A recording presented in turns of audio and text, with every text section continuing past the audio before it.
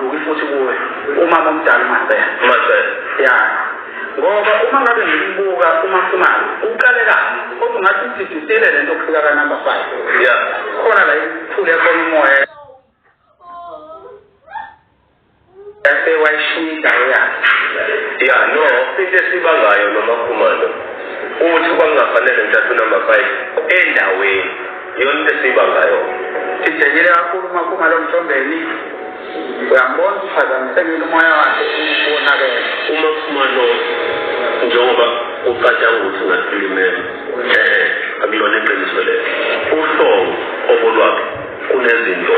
ayetshela mina azaziyo ngoMakhumalo whether lezo zinto zisendleleni efanele noma zikhethe efanele mina engingakwenzanga kuphela ukuthi angikaze ngiwuvale umnyango ukuthi yazi Makhumalo lento yenzile ayifanele ukuthi wayizonkosikazi wale angikaze ngikwenze lokho so uMakhumalo ukuthi ulimele kanjani number 3 noma number 4 esithembweni because kwagani indoda egani uma ngabe le ndoda seyiganywa uzele kuthini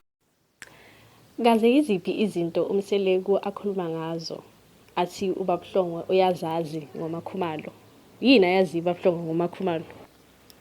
and also why uMseleku athanda ukwenza ngathi akazi ukuthi yini limaza uMakhumalo akazi ukuthi uMakhumalo uhethwe yini for the fact that she slept esibhedlela ulale esibhedlela ileke ngene ephuma kusho ukuthi kuningi ukumkhathazayo but it doesn't look like this man cares ngisho nangokuthatha komuntu endaweni I think he knows that he was wrong for doing that but he still doesn't want to apologize for it like